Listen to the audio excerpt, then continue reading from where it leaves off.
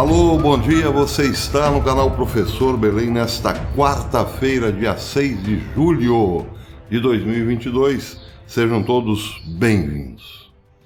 Meus amigos, não há nada ruim que não possa piorar. Estou me referindo à situação de países como Argentina, Alemanha, Áustria, Holanda, França, Itália, mas sobretudo os Estados Unidos. Naquele país, o ativismo judicial armou uma bomba relógio que está próxima ou prestes a explodir já nesse fim de semana. Parece que não tem jeito. O Deep State e o pântano conseguiu. Eles explodirão a América. Eu já falo sobre isso. Antes quero passar por duas matérias que me chamaram muito a atenção de ontem para hoje. As duas estão publicadas aqui no JCO Notícias, ou JCO Online. A primeira, essa que vocês estão vendo, mostra esse rapaz aqui com uma bela cabeleira. É um vereador de Curitiba que foi cassado. Porém, diz a matéria, Justiça do Paraná interfere em decisão do Legislativo curitibano que cassou o vereador petista que barbarizou na Igreja da Ordem, no Largo da Ordem, neste ano. Uma decisão judicial polêmica acaba de ocorrer no Paraná. O Tribunal de Justiça do Paraná, TJPR, suspendeu a sessão da Câmara Municipal de Curitiba que cassou o mandato do vereador Renato Freitas do PT. A decisão democrática foi a decisão monocrática foi assinada pela desembargadora Maria Aparecida Blanco de Lima. O petista havia sido cassado por procedimento incompatível com o decoro parlamentar. Agora, com a decisão liminar, Renato Freitas assume novamente o posto de vereador. Que bacana, não? Pois é, ultraje a culto, se for do PT, não tem problema, legal? É isso aí. O petista invadiu a Igreja do Largo da Ordem e barbarizou como forma de protesto. O que tinha a ver o povo católico que estava lá em oração, não é mesmo? Pois é, mas é isso. Ultraje a culto, se for por parte do PT, haverá sempre um desembargador, um juiz, enfim, para livrar as madeixas do mesmo. Agora vejam esta outra notícia também envolvendo a vereança deste país continental. Aqui vocês estão vendo Douglas Gomes. O caso que chocou o Brasil, diz a matéria do JCO, vereador condenado à prisão por fala polêmica.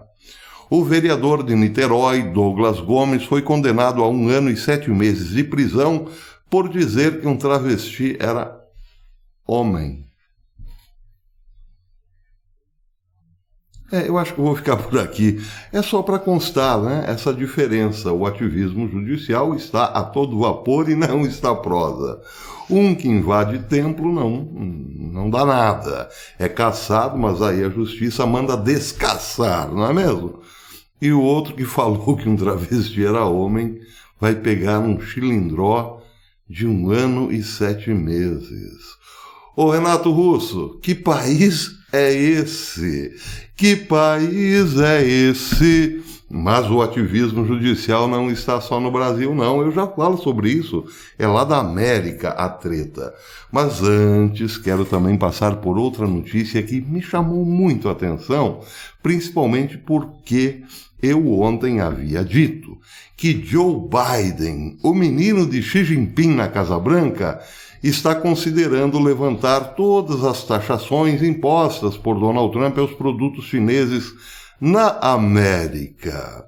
E hoje, vejam só que notícia interessante. Essa foi publicada pela Breitbart News, que diz o seguinte: de acordo com a empresa de serviços financeiros Wind Information, com sede em Xangai, a economia chinesa está prestes a registrar sua menor taxa de crescimento trimestral em mais de 2 anos. apresentando uma taxa de crescimento anêmico de cerca de 1,4% para a China, país que crescia aí de barato 7%, 8%, 11% ao ano, não é mesmo? 1,4% devido, em grande parte, aos bloqueios ao Covidão. O fraco desempenho do segundo trimestre, diz a Breitbart, torna improvável que a China atinja sua meta de crescimento de 5,5% este ano. É bem verdade que no começo da pandemia a coisa foi pior. Diz a Breitbart que, embora não seja tão ruim quanto a contração de 6,8% nos primeiros 3 meses de 2020, durante o surto inicial da pandemia, marcaria a segunda expansão trimestral mais lenta do PIB desde 92, quando o conjunto de dados ficou disponível pela primeira vez, diz a Breitbart. Os correspondentes da Breitbart explicam que, além do problema dos bloqueios por Covidal, que fecharam portos vitais e centros de manufatura como Xangai, a economia chinesa está instável porque os investidores externos estão preocupados com mais bloqueios no futuro. Então, voltamos um dia no tempo, no vídeo de ontem. No que eu dizia no vídeo de ontem, Biden, pensando na sua própria economia, nos seus próprios problemas de desabastecimento, superinflação, etc. e tal, resolveu ajudar a China, levantando todas as taxações impostas pelo governo Trump. Tem coincidência nessa história? É verdade esse bilhete? Parece que é. Joe Biden se beneficiou, e muito, coisa que ainda não apareceu completamente nas investigações, de uma ajudinha externa da China para que ele ocupasse a Casa Branca. Quem não lembra do efeito Covidal, não é mesmo? Pois é, mas não foi só isso. Muitos documentos e mais documentos do consulado chinês no Texas, em Austin, foram queimados assim do nada pouco antes da eleição, lembram? E ali estava um plano muito secreto para ajudar Biden. E agora, claro, parece, Biden precisa pagar a conta. E nós aqui, os otários, os bobões, estamos pensando, nossa, como será que os Estados Unidos farão para defender Taiwan? Você acredita que os Estados Unidos de Biden, do pântano, defenderão Taiwan? Taiwan não está anexado, não foi anexado ainda, só por uma questão econômica ou logística, etc. e tal. Mas isso está na agenda, ponto final. Acabou, não é mesmo? Pois é, vamos agora, então, à informação sobre uma bomba relógio armada no colo dos americanos para explodir, quem sabe, logo depois desse fim de semana. Prestem atenção o que disse Mike Adams hoje no seu Natural News. A California Truckers Association está avisando que 70 mil proprietários de caminhões independentes, de caminhões, serão retirados das estradas da Califórnia já nesse final de semana, por causa de uma nova lei draconiana chamada AB-5, AB5. Além do impacto direto nos 70 mil proprietários motoristas, gente que tem um caminhão e, como proprietário, é também o motorista e pega fretes avulsos. Dá muito bem para entender, já que o Brasil é um país de caminhoneiros, não é mesmo? Além do impacto direto nos 70 mil proprietários motoristas da Califórnia, que terão 7 dias para encerrar negócios independentes de longa data, o impacto de tirar dezenas de milhares de caminhoneiros das estradas terá repercussões devastadoras em uma cadeia de suprimentos já frágil, bem frágil, aumentando os custos e agravando a inflação descontrolada, diz Mike Adams. Mas ele diz mais: A nova lei, aprovada e assinada pelos democratas, proíbe basicamente contratados independentes, motoristas independentes, de operar os seus caminhões de transportes no estado da Califórnia. Quando entrar em vigor no final desta semana, depois que a Suprema Corte dos Estados Unidos recusou-se a intervir sobre o caso, a Califórnia será atingida por um desligamento de caminhões, um desligamento apocalíptico de caminhões, diz Mike Adams. Bem, a Suprema Corte não quis intervir porque isso é um problema do Estado. Eles é que resolvam. A gente agora está acostumado aqui no Brasil que a Suprema Corte decide todas as vontades de pequenos partidos de esquerda, não é mesmo? Lá as coisas estão mudando, desde o caso Roe versus Wade, não é mesmo? Deixe que os estados legislem. Porém, nesse caso, deixar a coisa na mão do estado da Califórnia é que é o problema. Lá, sim, na Califórnia, é que existe um ativismo judicial tão grande quanto o nosso, praticamente. Enquanto algumas empresas de transporte mantêm funcionários em tempo integral para operar plataformas de longa distância, ou seja, as grandes empresas de caminhão, muitos motoristas, que são eles mesmos os proprietários dos seus caminhões, que possuem seus próprios caminhões e pegam fretes contratados nas centenas de empresas de transporte que operam na Califórnia, terão que desfazerem-se dos seus negócios, serão proibidos de continuar com sua atividade de transporte. Esses proprietários motoristas pagam seus próprios impostos, compram seu próprio seguro de saúde e cobrem seus próprios custos de combustíveis. Porém, os democratas da Califórnia acham que a liberdade independente para os caminhoneiros deve ser criminalizada, já que eles querem, as autoridades, os democratas da Califórnia, entendem que todos os motoristas sejam trabalhadores sindicalizados, pertençam a organizações sindicais corruptas que os democratas usam rotineiramente para operações de lavagem de dinheiros. Os democratas votam, então, portanto, para conceder dinheiro público aos sindicatos, e os sindicatos concordam em retroceder doações enviar doações de campanha para os democratas, formando então um círculo perfeito. Então, diz Mike Adams, os democratas, junto com o sindicato, dando maior apoio, proibiram contratados independentes na indústria de caminhões. A nova lei entrará em vigor esta semana e deverá causar congestionamentos generalizados, aumento de custos e atraso no transporte em toda a América. Diga olá, americano, à inflação ainda mais acelerada dos alimentos. Dezenas de milhares de caminhoneiros serão expulsos das relações comerciais estabelecidas em apenas uma semana.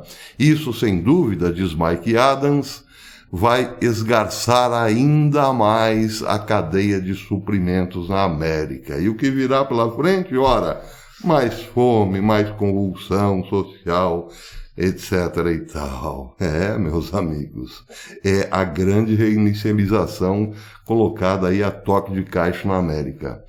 Termina Mike Adams dizendo que os caminhões de transporte transportam não apenas alimentos e bens de consumo dentro e fora da Califórnia, como também distribuem rotineiramente contêineres de cargas marítimas nos portos da Califórnia para destinos no interior de todo o país.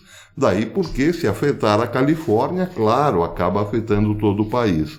Os contêineres se movem em navios para caminhões e esses caminhões os levam para centros de distribuição de varejo ou fabricantes nacionais para descarregamento. Sob a nova lei AB-5 da Califórnia, o desafio logístico de receber mercadorias transportadas por estrada será agora, na América, diz Mike Adams, um pesadelo apocalíptico. Some-se a isso o fato de que a ferrovia Union Pacific já está reduzindo o número de vagões que transporta para os clientes existentes como indústrias de fertilizantes, o que significa que as ferrovias não terão capacidade para compensar a falta de transporte rodoviário, entenderam? A infraestrutura logística dos Estados Unidos, então, acredita-se, está desmoronando. Com os aditivos de óleo de motor diesel em falta, eu já falei disso num vídeo anterior, e com a previsão de esgotamento em cerca de 7 semanas de todo o diesel no país, uma grande questão paira sobre a América. Como, pergunta Mike Adams, alimentos, carvão, peças de reposição e bens de consumo serão entregues em qualquer lugar do país? Como? Pergunta ele. Se os caminhoneiros serão bloqueados ou estarão bloqueados para as rodovias da Califórnia, e o óleo do motor diesel está acabando, e as ferrovias estão cortando vagões, e o próprio diesel no geral está acabando em várias áreas do país, o cenário para o segundo semestre de 2022 não é nada animador, é, aliás, apocalíptico. E aqui, então, temos um quadro que se anuncia nos Estados Unidos. A recessão que vem pela frente fará o crack da Bolsa de 29 parecer brincadeira de criança, dizem analistas. Pois é, nada que está ruim que não possa piorar, não é mesmo? Pois é.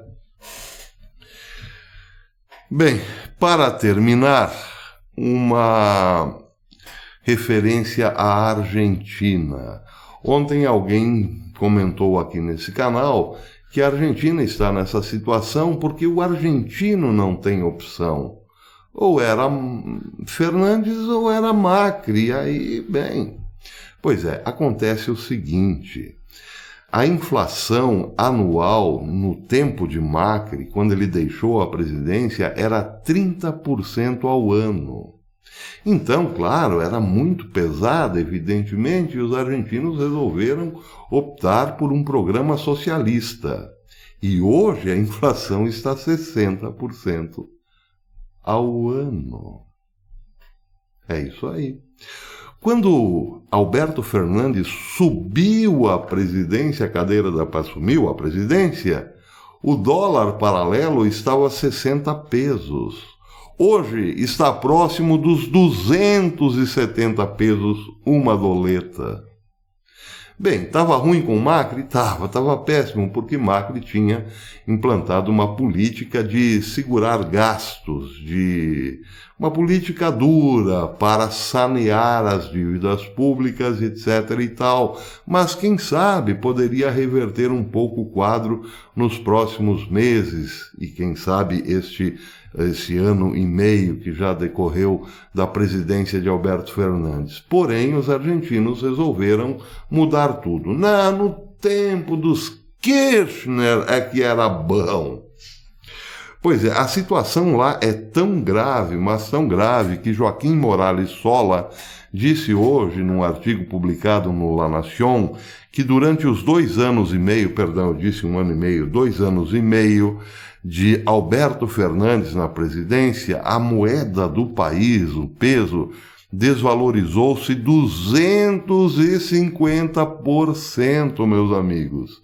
A Argentina, diz ele, não está em guerra, nem foi atingida por um cataclismo natural, nem o comércio internacional está fechado como está fechado para a Rússia.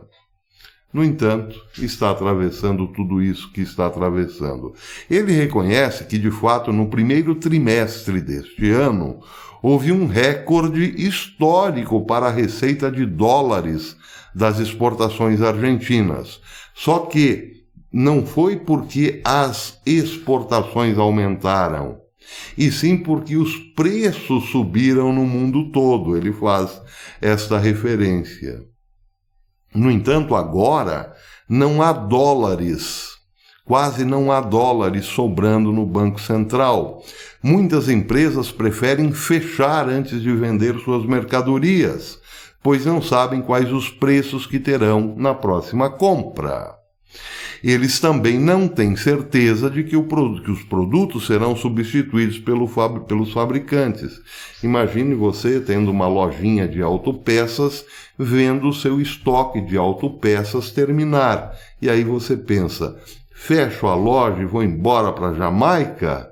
Ou espero, quem sabe, a indústria repor os produtos a um preço inimaginável? O que você acha que acontecerá? É claro que os empreendedores vazarão da Argentina. Esse é o socialismo, minha gente. Não há preços relativos para ninguém.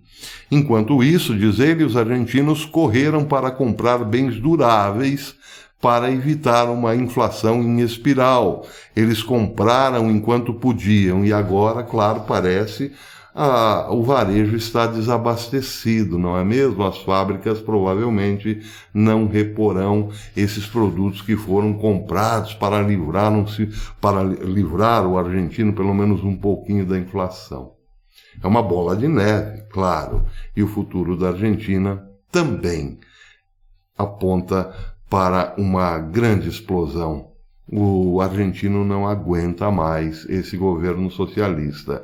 E tudo isso começou de uma desavença, uma treta entre Alberto Fernandes e Cristina Kirchner. Bem, não importa, como diz um amigo, entre a Cristina Kirchner e Alberto Fernandes, na briga Cristina Kirchner-Alberto Fernandes, eu torço para a briga. O fato é esse. Alberto Fernandes, que faz campanha para Lula aqui, está vendo o seu governo ir por água abaixo porque Cristina Kirchner, a vice, está puxando o tapete dele, Alberto Fernandes, o seu poste. E Alberto Fernandes continua apostando nessa boa gente comunista do Foro de São Paulo que quer trazer o progresso para toda a pátria grande, por assim dizer. Ironias à parte, o fato é esse. A grande reinicialização vem aí mesmo, não tem como evitá-la, já que os Estados Unidos explodirão. Eles estão empenhados, sim, esse pântano, esse governo das sombras, está empenhado em destruir a América e outros governos europeus seguem a mesma linha, lá na Zorópia. A propósito, só para fechar, eu venho falando aqui nesse canal de incêndios misteriosos em fábricas de processamento de alimentos nos Estados Unidos. Só que a última informação dada pela Gateway Pundit diz que esse problema, esses incêndios misteriosos, cancelamento de fábricas de alimentos, não estão acontecendo apenas e tão somente nos Estados Unidos, mas também na Ásia e no continente europeu. Interessante, não?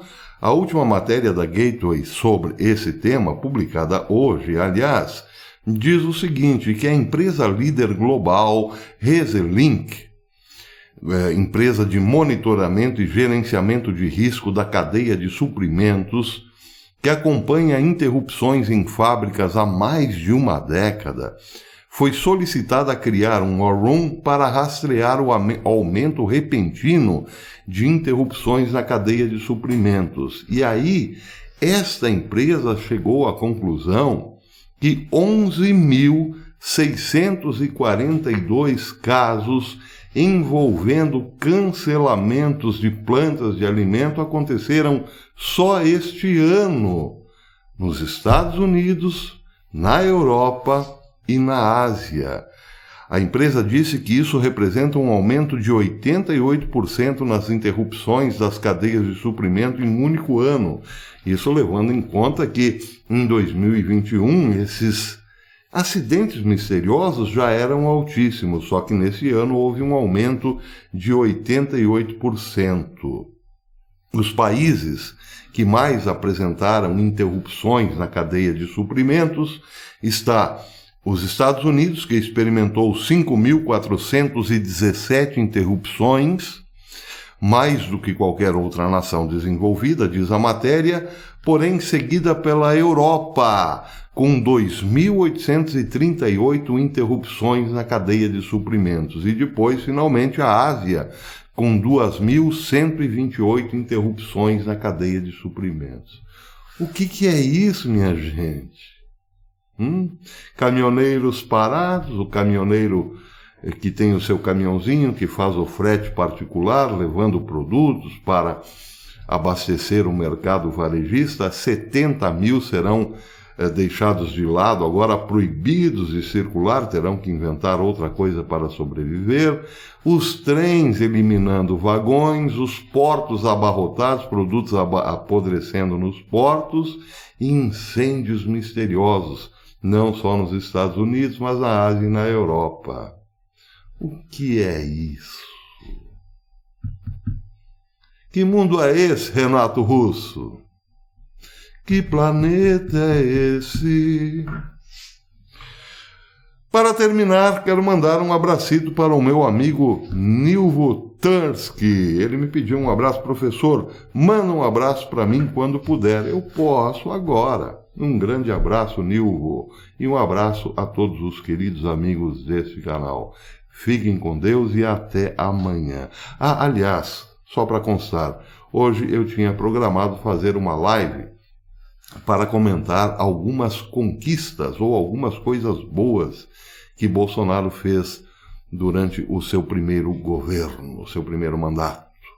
Só que o meu OBS desconfigurou e, como eu estava meio nervoso, não tinha paciência suficiente para resolver o problema, nem o devido conhecimento, eu tentarei aos pouquinhos colocar tudo como estava antes no quartel de Abrantes e quem sabe eu volte com a live à noite. Quem sabe, se não amanhã.